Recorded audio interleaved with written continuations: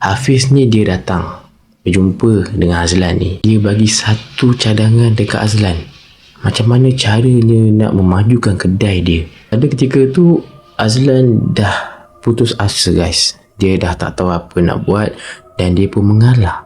Dia nak ikut cadangan si Hafiz bagi tu. Dia didatangi mimpi yang pelik-pelik. Apa yang dia mimpi tu, yang dia nampak diri dia berdiri dekat tengah jalan raya, gelap, dan dekat hujung tu macam ada seseorang, tapi rupa dia tu macam sama-sama. Hai guys, Assalamualaikum. Welcome to channel Faiz Cerita. Terima kasih banyak-banyak guys kepada korang yang sedia untuk menonton video ni, dan aku harap kepada korang please stay tune sampai habis. Buat yang baru mengenali Faiz Cerita, salam perkenalan, dan kepada korang yang belum lagi subscribe, aku mohon guys kepada korang untuk support hanya dengan subscribe, like, share, dan jangan lupa untuk klik button notification. Dan guys, panjang penceritaan ni kalau ada salah silap, ada bunyi-bunyi bising yang termasuk, aku mohon maaf, dan aku akan cuba untuk mengelakkan bunyi-bunyi yang ada tu supaya tak masuk lebih dalam video di masa akan datang. Dan kalau ada kesilapan yang lain, mungkin aku tersalah cakap, ada menggurui perasaan korang sepanjang video ni, aku mohon maaf juga. Dan aku harap kepada korang yang menonton sentiasa support Faiz Cerita, sebab sokongan daripada korang amat-amatlah aku memerlukan guys. Kisah seram ni dikongsi dari seorang yang dikenali dengan nama Syah. Benda yang dia sharekan ni adalah memang kisah benar, tapi bukan dia lalui. Kisah ni, pengalaman ni berlaku kepada kawan dia yang dikenali dengan nama Azlan, bukan nama sebenar. Kata Syah, kawan dia Azlan ni pada waktu tu lah, dia ni berniaga, ada buka kedai makan, tapi secara kecil-kecilan lah. Macam mana benda yang menyeramkan, benda-benda misteri ni boleh termasuk dalam kehidupan Azlan ni? Ada satu hari tu, Azlan ni kedai dia tak ramai orang datang. Boleh dikatakan kedai Azlan masa tu dia makin hari makin merudum, dan hampir juga membuatkan kedai Azlan ni gulung tikar. Azlan ni dia stres. Selain daripada kedai dia tak ada orang, hutang pula menimbun. Pada mulanya Azlan ni dia nekat, dia nak gandakan usaha, nak lebih keras sikit sebab dia nak memajukan kedai dia tu, tapi tak berjaya. Ada satu hari tu, masa tu malam, datanglah seorang lelaki ni, boleh dikatakan dia ni kawan juga kepada Azlan lah. Kita panggil nama dia Hafiz lah, bukan nama sebenar lah Hafiz ni dia datang berjumpa dengan Azlan ni. Dia bagi satu cadangan dekat Azlan, macam mana caranya nak memajukan kedai dia. Memang cadangan yang dibagi oleh Hafiz tu pelik-pelik guys. Hafiz ni bagi tahu, Lan, kau kalau nak majukan kedai kau ni, kalau kau nak ramai orang datang, aku ada cara Lan. Aku ada kenal satu orang ni. Tapi tu pun kalau kau memang betul-betul nak ubah nasib. Hafiz pun cerita lah, bagi tahu penerangan apakah bendanya tu. Memang Azlan tak bersetuju lah. Seminggu kemudian, Azlan dapat satu panggilan daripada bank, yang di mana bank call untuk mengingatkan dia, bagi tahu dia pasal hutang-hutang dia yang tertunggak, dan hutang tu pula satu jumlah yang agak besar. Pada ketika tu Azlan dah putus asa guys. Dia dah tak tahu apa nak buat, dan dia pun mengalah. Dia nak ikut cadangan si Hafiz bagi tu. Hafiz tu pun bawa lah Azlan ni pergi satu tempat ni, satu rumah ni, iaitu rumah orang yang dia kenal tu lah. Rumah orang tu sunyi tau, pedalaman, betul-betul terletak dekat ujung kampung, siap kena lalu dalam kebun sawit lagi. Kesimpulannya, rumah tu memang scary lah guys. Sampai-sampai je dekat situ Azlan beritahu, tak masuk lagi dalam rumah, dah kuat dah dia punya bau kemenyan. So Hafiz ni pun dengan Azlan ni pergilah depan pintu rumah, dan diorang disambut oleh orang itu, dan dia seorang pakcik, kira dah tua jugalah. Pakcik ni pun dia ajaklah Hafiz dengan Azlan ni masuk, duduk. Azlan ni pun yelah, dia nak bagi tahu dekat pakcik ni apa tujuan dia, apa masalah dia, tapi dia macam bukan tak nak bagi tahu. Dia macam sebenarnya apa yang dia nak buat ni pada masa tu Azlan bagi tahu, dia tahu salah, serba salah sangat. Hati dia tak rela, tapi memikirkan keadaan yang masa tu terdesak, dia terpaksa. sungguh pun terpaksa, tapi dia nak cerita apa yang dia hadapi dekat pakcik tu, apa yang dia nak. Macam susah. Bila dia dah macam susah nak cerita dekat pakcik tu, si Hafiz ni macam tepuk bahu dia lah. Hafiz tu cakap, Lan, cerita lah, bagi tahu je, tak apa. Apa yang Azlan ni bagi tahu kat pakcik tu secara ringkas, pakcik, saya cuma nak hidup saya berubah, itu je. Dan pakcik tu punya respon, dia tak cakap banyak, dia senyum, maksudnya dia faham lah. Dan pakcik tu cakap juga dekat dia, boleh, tak ada masalah, tapi nanti jangan kau mempertikaikan harga yang pakcik bagi. Kaedah yang digunakan oleh pakcik tu guys adalah kaedah yang memang melibatkan ritual. Tapi dalam ritual tu guys, Azlan rasa pelik sebab cara ritual yang digunakan tu tak sama langsung dengan cerita-cerita ritual seram yang dia pernah dengar lah dekat luar. Di mana ritual dia berlaku ketika itu, dia tidak melibatkan macam ada bunyi-bunyi jeritan, bunyi-bunyi macam yalah bising-bising, ataupun melibatkan macam benda-benda kotor, darah ke, tak ada. Cuma apa yang dia dengar, pakcik tu macam ada tukuk mak kami baca sesuatu tapi perlahan je. Dan ada benda yang pelik jugalah yang dia gunakan, macam rambut, tak tahulah rambut siapa, rambut tu diikat dekat kain berwarna hitam. Dan ada segelas air, air tu air biasa, dia air putih. Lepas pakcik tu dah baca-baca apa semua kan, dia suruhlah Azlan minum air tu. Azlan macam ragu-ragu nak minum ke tak nak. Lepas tu pakcik tu cakap, minum je, kau jangan takut, air ni bersih, cumanya air ni sebagai pengikat. Bila Azlan dengar pakcik tu cakap ayat terakhir tu, pengikat tu, dia dah rasa macam tak sedap ni. Tapi yelah, macam yang aku bagi tahu kat korang tadi guys, dalam keadaan dia masa tu dia rasa terdesak sangat, terpaksa, jadi dia pun ambil air tu, minum. Memang tak ada rasa yang pelik, tapi ada rasa pahit. Dan pahit dia tu pula sangat tau. Dan pahit tu macam meninggalkan kesan yang selamanya dekat lidah dia. Pada masa tu lah dia rasa macam tu. Lepas dah selesai semua, pakcik tu pesan dekat si Azlan ni, ada pantang larang sikit tau, selama 7 malam. Setiap kali pada pukul 12 malam ke atas selama 7 hari ni, engkau tak boleh tengok cermin. Dan juga bila engkau tengah tidur, kalau engkau dengar macam ada suara panggil nama engkau ke, kau jangan sesekali menyahut. Dan yang paling penting, pakcik nak bagi tahu engkau, sepanjang 7 malam ni, engkau jangan berhenti separuh jalan, kau kena habiskan. Pada malam pertama, keadaan Azlan okey, normal.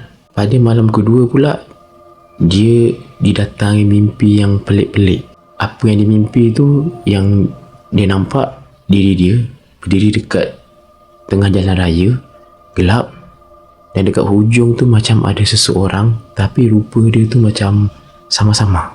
Bukan setakat tu je, dan dalam mimpi dia tu, bila setiap kali dia nak mendekati apa yang dia nampak tu, dia mesti terjaga. Malam ketiga guys, ataupun hari ketiga, ada perkembangan. Kedai Azlan ramai orang, tak semena-menanya. Pada masa tu dia macam happy sikit lah, sebab dia rasa apa yang dia buat tu berjaya ni. Tapi kemanisan tu taklah lama sangat. Pada malam kelima, waktu dia tengah tidur, dalam pukul 2 pagi, dia dengar ada bunyi tok tok tok. Bunyi tu dia macam ada seseorang yang mengetuk-ngetuk meja dekat ruang tamu. Tapi dekat rumah dia masa tu dia seorang je. Bila Azlan dengar bunyi tu, dia rasa tikus. Dia pun pergilah tengok, buka pintu. Tapi bila dia tengok dekat ruang tamu, dia jengah dekat dapur, tengok sekeliling, tak ada sesiapa. Sebelum dia nak masuk bilik balik, dia perasan dekat atas meja makan ada satu gelas tau, ada air. Air putih lah, air biasa. Setahu dia waktu tu, sebelum dia masuk bilik nak tidur, memang dekat atas meja tak ada apa-apa pun. Tapi bila dia pergi tengok tu, ada pula. Tapi dia sebutkan waktu tu dah pukul 2 pagi, dia pun dalam keadaan mamai-mamai, tak nak fikir yang bukan-bukan, dia abaikan je lah. Malam kelima pula, tak ingat pukul berapa, tapi atas pukul 12 lah. Masa tu dia nak tidur. Dan ada satu suara yang dia dengar dekat dalam rumah tu. Suara tu memanggil nama dia, Azlan. Pada awalnya dia macam nak menyaut tau, macam nak cakap siapa tu. Tapi dia teringat apa yang pakcik tu cakap, kalau ada dengar suara yang manggil nama, jangan sahut. Dia pun diam lah. Tak lama kemudian, suara tu berbunyi lagi, Azlan, kuat sikit. Dan masa tu memang dia rasa nak menyaut tau, sebab suara yang dia dengar yang terakhir tu sebiji suara ayah dia. Memang dia rasa dia nak sahut je, nak jawab apa, tapi dia tahan je sebab memang tak logik kata dia. Sebab masa tu kat rumah dia je, ayah dia tak ada. Ayah dia dekat rumah lain. Malam ke-6, Azlan dah memang dah rasa tak tahan sangat. Sebab apa? Setiap kali dia nak tidur guys, pejam mata macam ada orang dalam bilik tu yang memerhatikan dia. Setiap kali tutup mata tak boleh, tutup mata tak boleh, memang rasa sesuatu. Dia pun tutup buka mata, entah kali ke berapa. Waktu dia buka mata, memang ada sesuatu. Ada satu sosok. Dia kurus, dia tinggi juga, betul-betul berdiri dekat hujung katil tengah memerhati dia. Dan Azlan takut-takut tu cuba nak tengok, tapi muka memang dia kata tak tahulah, sebab dia takut kan, dalam keadaan macam tu huru-hara sikit, memang dia tak dapat tengok muka sosok tu. Azlan dia tahan je, pejam je mata. Lepas dia dah nampak tu guys, lepas sejam benda tu hilang.